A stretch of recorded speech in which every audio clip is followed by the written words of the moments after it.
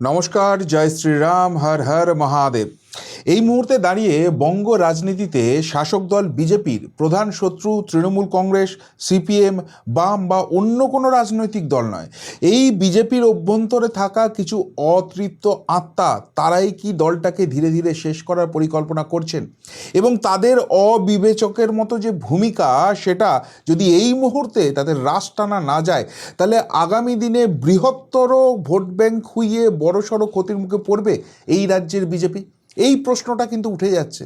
একদিকে যখন আমরা দেখছি যে মাননীয় মুখ্যমন্ত্রী শুভেন্দু অধিকারী তিনি উদয়স্ত পরিশ্রম করছেন, নিজের স্বার্থের বাইরে গিয়ে এই রাজ্যটাকে যে পিছিয়ে আছে সেই জায়গা থেকে এগিয়ে আনার চেষ্টা করছেন। একদিকে সরকারি চাকরি, একদিকে শিল্প আনার ব্যাপার, একদিকে প্রশাসনিক জট কাটানো, একদিকে সাধারণ মানুষের কাছে বিভিন্ন রকম যে প্রকল্পের ব্যাপার রয়েছে সেগুলো পৌঁছে দেওয়া, একাধিক কাজ তিনি করছেন। কিন্তু সেই সমস্ত কাজের মধ্যে একদম গোচনার মতো জল ঢেলে দিচ্ছেন দলের মধ্যে থাকা কিছু অতৃপ্ত কর্মী। আর সেটাই কিন্তু এই মুহূর্তে সবথেকে বড় মাথা ব্যথার কথা। কেন বলা হচ্ছে? দেখুন, বাংলার পরিস্থিতি যে খুব একটা ভালো জায়গায় নেই, সেটা কেন্দ্রীয় বিজেপি নেতৃত্ব খুব ভালো করে বুঝতে পারছে। তারা এখন মোটামুটি শাঁখের করাতে রয়েছেন। কেননা একদিকে রয়েছে এই যে আজ থেকে শুরু হয়েছে দিল্লিতে বাদল অধিবেশন, সেখানে 2/3 অঙ্ক মেলানোর একটা খেলা। যতক্ষণ পর্যন্ত না সেই 2/3 মেজরিটি লোকসভা এবং রাজ্যসভায় পাওয়া যাচ্ছে, ততক্ষণ পর্যন্ত এই অধিবেশনে বেশ কিছু গুরুত্বপূর্ণ বিল আনার কথা রয়েছে। সেগুলো সংবিধানের অ্যামেন্ডমেন্টের জন্য দরকার এবং সেই জন্য 2/3 মেজরিটি দরকার। সেই জায়গাটাকে অ্যাচিভ করা যাবে না। আর সেটা যদি অ্যাচিভ করা না যায়, তাহলে ভারতবর্ষের যে অগ্রগতির কথা বিজেপি ভাবছে বা মোদী সরকারের ভিশন রয়েছে, সেটা আটকে যাবে। আবার এই অঙ্কটা মেলাতে গিয়ে স্থানীয় স্তরে যে কম্প্রোমাইজটা করতে হচ্ছে না, সেই জায়গাতে কিন্তু এই রাজ্যের ভোট ব্যাংক রীতিমতো ক্ষুব্ধ হয়ে উঠেছে। ফলে প্রশাসনিক বৈঠকের আড়ালে এই রাজ্যে এই মুহূর্তে দেশের অন্যতম জনপ্রিয়তম নেতা এবং এই বিজেপির অন্যতম ভরসার পাত্র অমিত শাহজিকে খোদ ছুটে আসতে হয়েছে। বিভিন্ন প্রশাসনিক বৈঠক করেছেন, কিন্তু সেখানে যে বেশ কিছু দলীয় স্তরে, সাংগঠনিক স্তরে টিপস তিনি দিয়ে গেছেন, সেটা বোঝা যায়। যে মুহূর্তে অমিত শাহজি চলে যাচ্ছেন, ঠিক তারপরেই মাননীয় মুখ্যমন্ত্রী শুভেন্দু অধিকারীর বাসভবনে বঙ্গ বিজেপির একটি হাই প্রোফাইল বৈঠক হচ্ছে। সেই বৈঠকে কে থাকছেন না?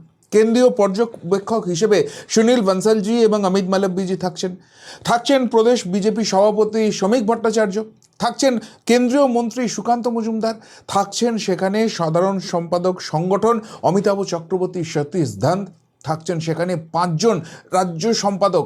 অর্থাৎ খুবই খুবই গুরুত্বপূর্ণ মামলা। এবং সেখানে অমিত শাহের যে বার্তা রয়েছে, সেটা নেতা কর্মীরা অনৈতিক কাজ বরদাস্ত নয়, এই বার্তা সামগ্রিকভাবে দিতে হবে। এই বার্তা যখন সামগ্রিকভাবে দিতে হচ্ছে, তার মানে অল ইজ নট ওয়েল, এই জায়গাটা মেনে নিতে হবে। এই নিয়ে যখন আমি বেশ কিছুদিন আগে কথা তুলেছিলাম, আপনারা অনেকেই ক্ষুব্ধ হয়েছিলেন, কিন্তু সেই জায়গা যে আলটিমেটলি বিজেপির ক্ষতি করছে, এটা বিজেপিও কিন্তু অনুভব করতে পারছে।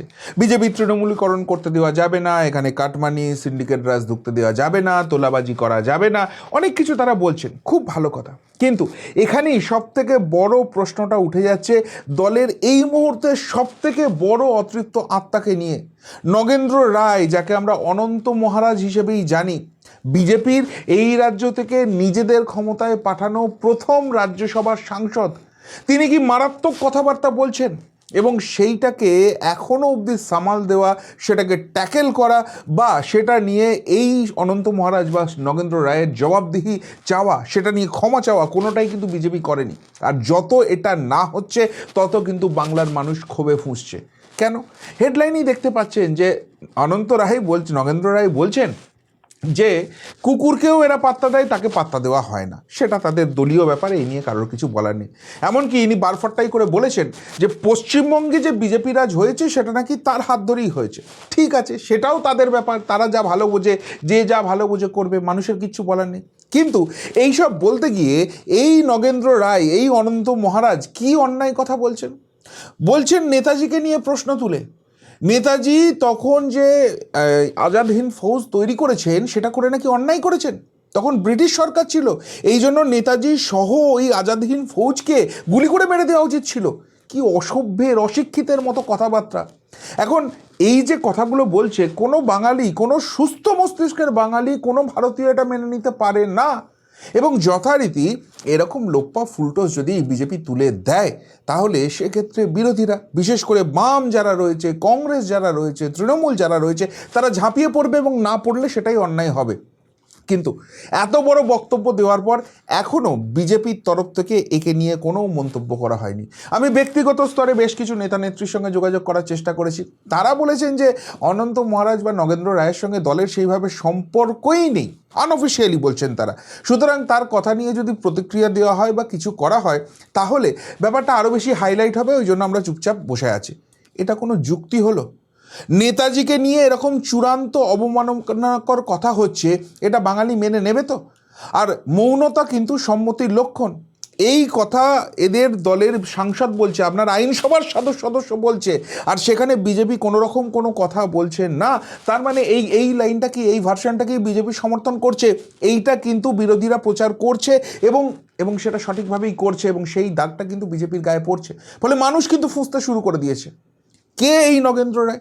রাজবংশী ভোটের জন্য তাকে পাঠানো হয়েছিল, খুব ভালো কথা, রাজবংশী ভোট তিনি এনে দেবেন, তার জন্য তাকে রাজ্যসভায় পাঠিয়েছেন। কিন্তু তারপর তার অ্যাক্টিভিটি বারবার আমরা বিজেপির সঙ্গে তার দূরত্বের কথা শুনেছি। এমনকি নির্বাচনের আগে মমতা বন্দ্যোপাধ্যায়ের সঙ্গেও এর ঘনিষ্ঠতার দেখা গেছে। মমতা বন্দ্যোপাধ্যায় ডেকে একে পুরস্কার দিচ্ছে এবং সেখানে প্রকারান্তরে মমতা বন্দ্যোপাধ্যায়কে জেতানো এবং বিজেপিকে হারানোর আবেদন ইনি রাখছেন। এমনকি কিছুদিন আগে অবধি ইনি নাকি বলেছেন ইনি দয়া করেছেন তাই শুভেন্দু অধিকারী মুখ্যমন্ত্রী হয়েছেন, নাহলে তাঁকেই মুখ্যমন্ত্রী হতে হতো, এরকম একটা জায়গা বলছেন। এই ধরনের অর্বাচীনের মতো যিনি কথাবার্তা বলছেন, আজকে বিজেপি যদি সত্যিই 2026-এ হেরে যেত, এই নগেন্দ্র রায়দের ভূমিকা কি হতো? তারা আজকে এই ধরনের বাংলা বিরোধী কথাবার্তা বলছে, তারা আজকে বাংলার সব থেকে বড় আইকনকে এইভাবে অপমান করছেন, বাংলার ঐতিহ্যকে, বাংলার সংস্কৃতিকে একদম মাটিতে মিশিয়ে দিচ্ছেন, আর তারপরও বিজেপি চুপ করে বসে থাকবে? এরপরও যত ভালো কাজই হোক, কোনো রকম কোনো যদি স্টেপ নেওয়া না হয়, এই বিজেপিকে মানুষ ক্ষমা করবে? মানুষ আর ভোট দেবে? এরপর বিজেপিরা যখন ভোট চাইতে যাবেন, হ্যাঁ, যারা পড়াশোনার সঙ্গে নেই, যারা একদম নিম্নবিত্ত জিনিস, যাদের এইসব নিয়ে কিচ্ছু এসে যায় না, তারা হয়তো হতে পারেন, কিন্তু শিক্ষিত বাঙালির একটা বড় অংশ যারা দু হাত ভরে এবার বিজেপিকে সমর্থন করেছে, আগামী নির্বাচনে আর বিজেপির ধারে কাছে তারা থাকবে? বিজেপিকে কোনো সমর্থন দেবে? তাহলে এই এত বড় ক্ষতিটা হয়ে যাচ্ছে, এটা বিজেপি বুঝতে পারছে না? এদের মুখে সেলোটেপ লাগানোর ব্যবস্থা করতে পারছে না? বিজেপি তো একটা রেজিমেন্টেড পার্টি, তাদের দলের কোনো শৃঙ্খলার কোনো ব্যাপার থাকছে না। ফলে এদের যে অ্যাক্টিভিটিগুলো রয়েছে, এগুলো কিন্তু বিজেপির জন্য সর্বনাশ ডেকে আনছে, এবং আগামী দিনে বৃহত্তর ক্ষতি বিজেপির হয়ে যাবে যদি এইসব নেতাকে এখন থেকে সামাল দেওয়া না যায়, এদের বিরুদ্ধে শাস্তিমূলক পদক্ষেপ না করা যায়।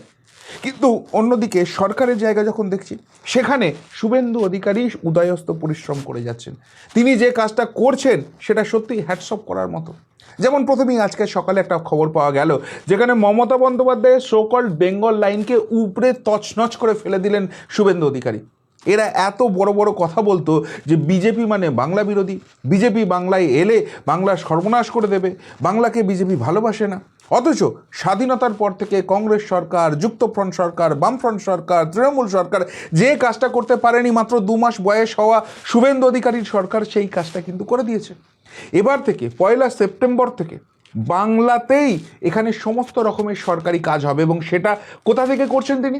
যখন অমিত শাহজি কেন্দ্রীয় স্বরাষ্ট্রমন্ত্রীর তরফ থেকে তার কাছে এটা নিয়ে স্বীকৃতি আসছে, তখন তিনি সেই কাজটা করছেন। বিজেপি যদি বাংলা বিরোধী হতো এত বড় পদক্ষেপ করতে পারতো? এতদিন এতগুলো সরকার চলেছে, কেন তারা এই কাজটা করতে পারেনি? একটা সাধারণ গরিব প্রান্তিক মানুষ, যার শিক্ষা দীক্ষা হয়তো খুব বেশি নয়, আজকে তিনি যদি বাংলায় সমস্ত কিছু সরকারি কাজ করতে পারেন, জীবনটা কতখানি আসান হয়ে যাবে বোঝা যাচ্ছে। সেই কাজ তিনি করছেন, এর সুফল ডেফিনেটলি বিজেপির পাওয়া উচিত। বা ধরুন আগামীকাল 21শে জুলাই, এমনিতেই তো টুকরো বিটুকরো হয়ে গেছে, এবারে 4-4টি গ্রুপে হচ্ছে, আরও কত গ্রুপে ভাঙবে সেটা এই মমতা বন্দ্যোপাধ্যায়, অভিষেক বন্দ্যোপাধ্যায়রাই ভালো করে জানেন। কিন্তু তার আগে মমতা বন্দ্যোপাধ্যায়ের সবথেকে বড় মিথ্যাচার, সেটা আজকে বিধানসভায় দাঁড়িয়ে ফাঁস করে দিলেন শুভেন্দু অধিকারী। মমতা বন্দ্যোপাধ্যায় ক্ষমতায় আসার আগেই ঘোষণা করেছিলেন যে তাঁরা যদি সরকার করতে পারেন তাহলে একটা কমিশন গঠন করবেন, যেখানে এই 21শে জুলাই নিয়ে তারা তদন্ত করবেন এবং সেই তদন্ত রিপোর্ট মানুষের সামনে নিয়ে আসবেন, বামেরা কী অত্যাচার করেছিল। আমরা দেখলাম মমতা বন্দ্যোপাধ্যায়ের 15 বছরের শাসনকাল, কিন্তু সেই শাসনকালে এই কমিশনের রিপোর্ট কোনো দিনের আলো দেখলো না। বারবার প্রশ্ন উঠেছে এটা নিয়ে, কিন্তু মমতা বন্দ্যোপাধ্যায় এড়িয়ে গেছেন। আজকে যখন শুভেন্দু অধিকারী সেটা সামনে নিয়ে আসছেন তখন ছবিটা স্পষ্ট হয়ে যাচ্ছে যে কেন মমতা বন্দ্যোপাধ্যায় এড়িয়ে গেছেন। তার কারণ হচ্ছে এই গুলিচালনা যিনি মাস্টার মাইন্ড ছিলেন বলে ওই কমিশনে জানিয়েছেন মমতা বন্দ্যোপাধ্যায়েরই দল থেকে নির্বাচিত একসময় এই রাজ্য বিধানসভার যিনি বিরোধী দলনেতা হয়েছিলেন সেই পঙ্কজ বন্দ্যোপাধ্যায়, যে মনীশ গুপ্ত এর মাস্টার মাইন্ড। অথচ সেই মনীশ গুপ্তকে মমতা বন্দ্যোপাধ্যায় ভোটে জিতিয়েছেন, রাজ্যের মন্ত্রী করেছেন, আবার ভোটে টিকিট দিয়েছেন, হেরে যাওয়ার পর তাকে সাংসদ অবধি করেছেন।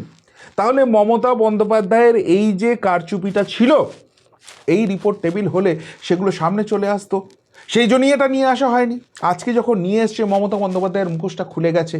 কালকে যে 21শে জুলাই বক্তব্য দিতে যাবেন সেখানে মমতা বন্দ্যোপাধ্যায়কে প্রচুর সময় ব্যয় করতে হবে আজকে শুভেন্দু অধিকারী যে কমিশনের রিপোর্ট ফাঁস করেছেন সেটাকে ডিফেন্ড করার জন্য। মমতা বন্দ্যোপাধ্যায়কে ইররিলেভেন্ট করে ছেড়ে দিচ্ছেন যে মমতা বন্দ্যোপাধ্যায় বিরোধী নেত্রী হিসেবে খতরনাক। সকলেই বলছিলেন যখন বিজেপি এখানে বিরোধী ছিল যে তখন যদি মমতা বন্দ্যোপাধ্যায়কে বিরোধী নেত্রী হিসেবে পাওয়া যেত তাহলে রাজ্যটা থেকে কী অবস্থা করে দিতেন। তো মমতা বন্দ্যোপাধ্যায় আবার বিরোধী নেত্রী হয়েছেন, এই সরকারকে কাজ করা থেকে আটকাতে অনেক কিছু তিনি করতে পারতেন, কিন্তু সেই মমতা বন্দ্যোপাধ্যায়কে বোতলবন্দি করে দেওয়ার ক্ষমতা রাখেন শুভেন্দু অধিকারী, সেটা দেখিয়ে দিয়েছেন। প্রতিদিন প্রতি মুহূর্তে তিনি দেখাচ্ছেন, কিন্তু সেই সমস্ত কিছু জলে চলে যাচ্ছে। অন্যদিকে যখন অমিত শাহজি আসছেন তখন বাংলার যে আইন শৃঙ্খলার জায়গা রয়েছে ব্যাপক পরিবর্তন আসছে। এমনিতেই তো মমতা বন্দ্যোপাধ্যায়রা বিএনএসটা আটকে রেখে দিয়েছিলেন, শুভেন্দু অধিকারী সরকার হওয়ার পর প্রথম সেটা চালু হয়েছে বাংলায়, কিন্তু এখানেই থেমে নেই। এই যে এতদিন বর্ডারে কোনো রকম বেড়া দিতে দেয়নি মমতা বন্দ্যোপাধ্যায়রা, এবং তার ফলে প্রচুর পরিমাণ জঙ্গি ঢুকে গেছে। এই তৃণমূলের বদমাইশগুলো জিজ্ঞেস করতো না এসআইয়ের সময় কোথায় রোহিঙ্গা, কোথায় বাংলাদেশি? সেই রোহিঙ্গা বাংলাদেশিদের একটা একটা করে এবার তুলে বেড়া টপকে ওইদিকে ফেলতে হবে। সেইটার জন্য যা যা করার সেটা করছে শুভেন্দু সরকার, এবং সেটাও অমিত শাহজির কেন্দ্রীয় স্বরাষ্ট্রমন্ত্রীর ইনস্ট্রাকশনে। এই রাজ্যে তৈরি হতে চলেছে এনআইএর ধাঁচে SIA, যারা এই ধরনের তদন্তের ইনভেস্টিগেশন করবে। এখানে তৈরি হতে চলেছে উত্তরপ্রদেশের যোগী বাবার ধাঁচে ATS, অ্যান্টি টেররিজম স্কোয়াড, যারা ওই কাশ্মীরের মতো প্রত্যেকটা বাড়ির দরজায় নক করে করে এবার দেখতে শুরু করবে কোথায় কোথায় এই মমতা বন্দ্যোপাধ্যায় এই জঙ্গি ছাপড়িগুলোকে ঢুকিয়ে রেখে দিয়েছে, যারা শুধুমাত্র পশ্চিমবঙ্গ নয় গোটা দেশের জন্য থ্রেট হয়ে দাঁড়িয়ে আছে। এখানে কলকাতা পুলিশের স্পেশাল একটা ফোর্স তৈরি হবে, যারা চেক করে দেখবে বাংলাদেশ থেকে যাদেরকে ভিসা দেওয়া হয়েছিল চিকিৎসার নামে এসে এরা আর দেশে ফেরত যায়নি, এবং পশ্চিমবঙ্গে থেকে মমতা বন্দ্যোপাধ্যায় এবং এর সাঙ্গপাঙ্গদের আনুকূল্যে এরা ভারতবর্ষের সমস্ত রকম ডকুমেন্ট তৈরি করে নিয়ে এখানে লুকিয়ে বসে আছে, ভারতবর্ষের সমস্ত সুযোগ সুবিধা এরা ভোগ করছে। তাদেরকে আইডেন্টিফাই করা হবে, তাদেরকে দেশ ছাড়া করা হবে। অনেক কিছু এখানে সিস্টেমেটিক চেঞ্জ হচ্ছে, কিন্তু সেই জায়গা থেকে আরও বিড়ম্বনা বাড়ছে। শুভেন্দু অধিকারী সরকারই সেই বিড়ম্বনাটা বাড়িয়ে দিচ্ছে। যেমন অভিষেক বন্দ্যোপাধ্যায় পালিয়ে যেতে চান বিদেশে। আমরা বারবার আশঙ্কা প্রকাশ করছি, যেমন করে বিনয় মিশ্র পালিয়ে গেছে, ভানুয়াতুতে লুকিয়ে বসে আছে, যেমন করে অভিষেক বন্দ্যোপাধ্যায়ের শালি পালিয়ে গেছে, বিদেশে গিয়ে লুকিয়ে বসে আছে বলে শুভেন্দু অধিকারী তৎকালীন বিরোধী দলনেতা তিনি অভিযোগ করেছিলেন। সেই একই ছকে অভিষেক বন্দ্যোপাধ্যায় পালিয়ে যেতে চায়, কারণ অভিষেক বন্দ্যোপাধ্যায় ঘিরে গেছে, বিভিন্ন জায়গা থেকে প্রোটেকশন রয়েছে, হাইকোর্ট থেকে রক্ষা কবচ রয়েছে, কিন্তু আজ না হলে কাল অভিষেক বন্দ্যোপাধ্যায়কে জেলে যেতেই হবে, কেউ আটকাতে পারবে না। যেভাবে তিনি ঘিরছেন সেই জন্য দেশ ছেড়ে পালাতে চান। আজকে থোঁতা মুখ ভোঁতা করে দিয়েছে মহামান্য কলকাতা হাইকোর্ট, পরিষ্কারভাবে বলেছে যে লাটের মাঠ ভাইপো, তুমি চোখ খারাপ হলেই আমেরিকা ছুটে যাও, কেন ভারতবর্ষে ট্রিটমেন্ট করা যায় না? যাও SSKM-এ যাও, সেখানে এই চক্ষু বিভাগের যিনি হেড অফ দ্য ডিপার্টমেন্ট রয়েছে তার নেতৃত্বে একটা বোর্ড গঠন করে দিচ্ছি, তারা পরীক্ষা করে দেখবে, সেই রিপোর্ট মহামান্য কলকাতা হাইকোর্টে জমা পড়বে, এবং তারপর আমরা বিচার করে দেখব যদি ভারতবর্ষে এই ট্রিটমেন্ট না হয় তখনই তোমায় বিদেশ যেতে যাওয়ার কথা আমরা চিন্তা ভাবনা করে দেখব। এবার আপনারা বলবেন কলকাতা হাইকোর্ট করে সেখানে শুভেন্দু অধিকারীর কোথায় কি রয়েছে? দেখুন, এই যে মামলাটা হচ্ছে এখানে ব্যক্তি ভার্সেস স্টেট মামলা হয়, সেখানে রাজ্য সরকারের তরফ থেকে শুভেন্দুবাবু সেই ধরনের আইনজীবীদেরই পাঠিয়েছিলেন যারা অভিষেক বন্দ্যোপাধ্যায়ের এই ফেরেববাজির চেষ্টাটা কোর্টের সামনে প্রমাণ করে দিতে পারেন। তারা সেই ধরনের যোগ্য আইনজীবীরা ছিলেন বলেই আজকে কিন্তু মহামান্য আদালত এত বড় স্টেপ নিয়েছে, এত বড় কথা বলেছেন। এখানে যদি সেটিং থাকতো, এখানে যদি কোনো রকম লুজ বল দেওয়া থাকতো, এত কিছু করার কোনো দরকার ছিল না। অন্যদিকে শুধু অভিষেক বন্দ্যোপাধ্যায় নয়, এই তৃণমূল পায়ের নখ থেকে মাথার চুল অবধি যে কতখানি করাপ্টেড, যত ইডি ইনভেস্টিগেশন এগোচ্ছে তত কিন্তু সামনে চলে আসছে। এতদিন আমরা জানতাম মমতা বন্দ্যোপাধ্যায় তৃণমূল কংগ্রেসের 3টে অ্যাকাউন্ট, 6টা অ্যাকাউন্ট, 15টা অ্যাকাউন্ট, এবার আসছে 42খানা অ্যাকাউন্ট।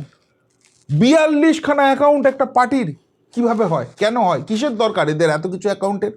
মানে চারিদিক থেকে যে বিভিন্ন তোলাবাজির টাকা আসছিল, বিভিন্ন সিন্ডিকেটের টাকা আসছিল, বিভিন্ন রকম কারচুপির টাকা আসছিল, বিভিন্ন রকম পাচারের টাকা আসছিল, সেগুলো বিভিন্ন অ্যাকাউন্টে সাজিয়ে গুজিয়ে রাখা হচ্ছিল, ওই 25-75-এর ভাগের ব্যাপার। তো ইডি সেখানে বলেছে এবং সেই সমস্ত অ্যাকাউন্ট ফ্রিজ করা হচ্ছে। সেই অ্যাকাউন্ট থেকে এখন মমতা বন্দ্যোপাধ্যায়রা টাকা বার করতে পারবে না, যতই মহামান্য কলকাতা হাইকোর্টের সামনে গিয়ে ধানায় পানায় করুক, কেউ কোনো পাত্তা দিচ্ছে না। এবার আপনাদের আবারও প্রশ্ন থাকবে, এখানে শুভেন্দু অধিকারীর ভূমিকা কী? আরে বাবা, এই ইনভেস্টিগেশনটা স্টার্টই তো করেছিল পশ্চিমবঙ্গ পুলিশ। তারা যদি ইনিশিয়েটিভ না নিত, তারা যদি এই অ্যাকাউন্টগুলোকে ফার্স্ট ফ্রিজ না করতো এবং প্রাইমারি ইনভেস্টিগেশনে তারা যদি তথ্য প্রমাণটা তুলে আনতে না পারতো, ইডির হাতে এই কেস যেত না এবং ইডি সেখানে ইএসআই না করে এই জায়গাটাকে নিয়ে আসতে পারতো না। ফলে করাপশনের বিরুদ্ধেও তিনি লড়াই করে যাচ্ছেন।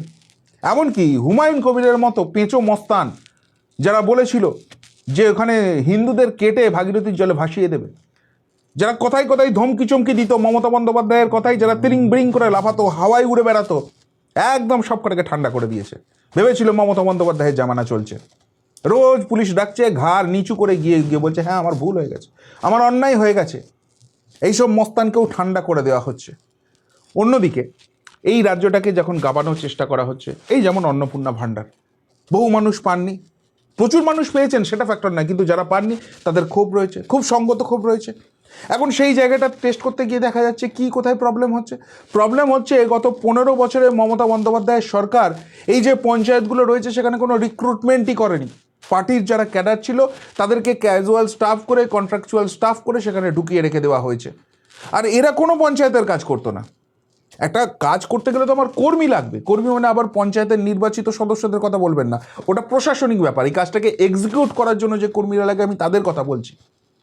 এবার এরা যেহেতু পার্টির হারমাদ ছিল, কন্ট্রাকচুয়াল স্টাফ হলেও মাস গেলে একটা টাকা পেয়ে যাচ্ছিল, কাজ করুক ছাই না করুক, এরা ওই টাকাটা পেয়ে পার্টির কাজটা করছিল, ফলে ভুগছিল সাধারণ মানুষ।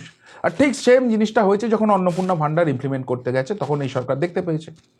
এবার আগামী দিনে একের পর এক প্রকল্প আসবে, আয়ুষ্মান ভারতের কাজ শুরু হবে, বার্ধক্য ভাতা শুরু হবে, যুবসাথী যে প্রকল্প রয়েছে সেটা শুরু হবে, প্রচুর রকমের প্রকল্প রয়েছে। আগামী দিনে একটার পর একটা ইমপ্লিমেন্ট করতে হবে, প্রত্যেক জায়গায় গিয়ে সরকারকে ঠোক্কর খেতে হবে। তাই এই সরকার কি কাজ করছেন?